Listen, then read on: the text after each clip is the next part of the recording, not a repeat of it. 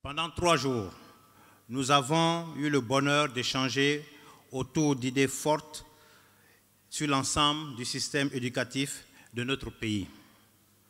Des thèmes importants ont été discutés et partagés, notamment sur les réformes dans l'éducation, les formations, la recherche scientifique et l'innovation technologique, le monde du travail des entreprises, les modèles de réussite, la place et le rôle des femmes dans le système éducatif, le civisme, la citoyenneté, etc. Je voudrais à cet effet remercier et féliciter vivement tous les panélistes et les animateurs des différents ateliers, ainsi que la presse, les bénévoles, les hôtesses et bien sûr les élèves et étudiants et l'ensemble des participants, sans la contribution desquels il ne nous aura pas été possible de réussir la présente mobilisation.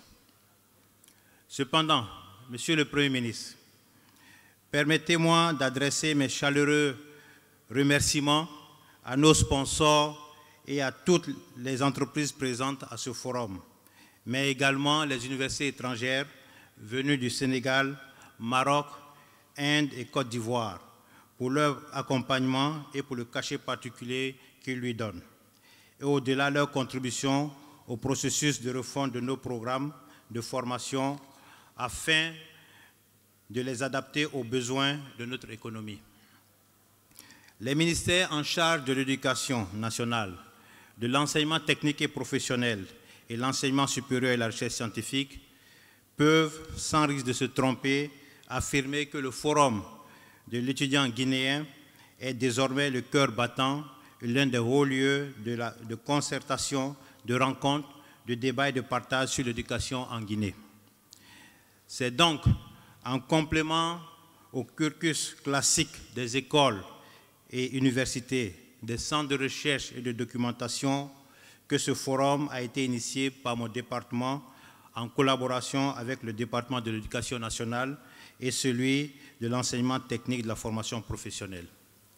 Ce pour un même objectif, offrir à notre État des ressources humaines de qualité pouvant soutenir durablement notre développement économique et social. Alors que cette seconde édition, Monsieur le Premier ministre, tend vers sa fin, édition placée sous le thème de l'innovation technologique, vous conviendrez certainement avec moi qu'elle aura contribué à enrichir le débat sur nos principales préoccupations afin d'améliorer et qualifier notre système éducatif.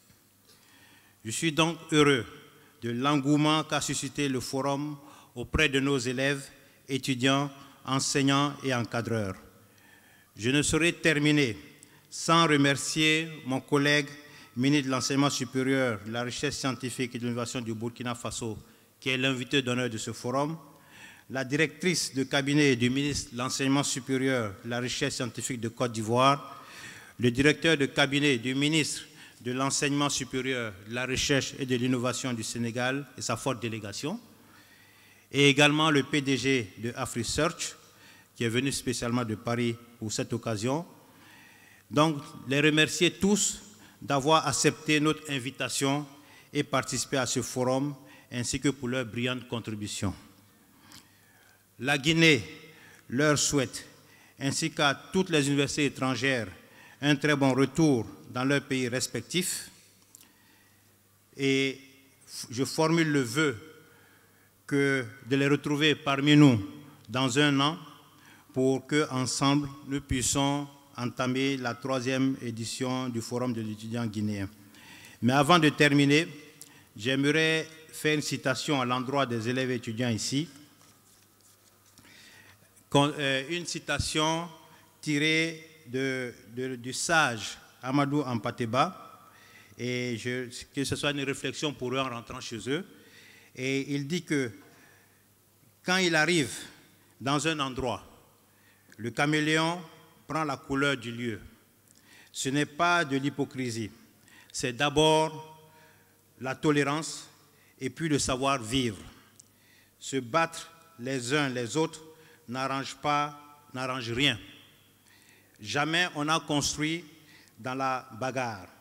La bagarre détruit. Donc, la mutuelle compréhension est un grand devoir. Il faudrait toujours chercher à comprendre notre prochain.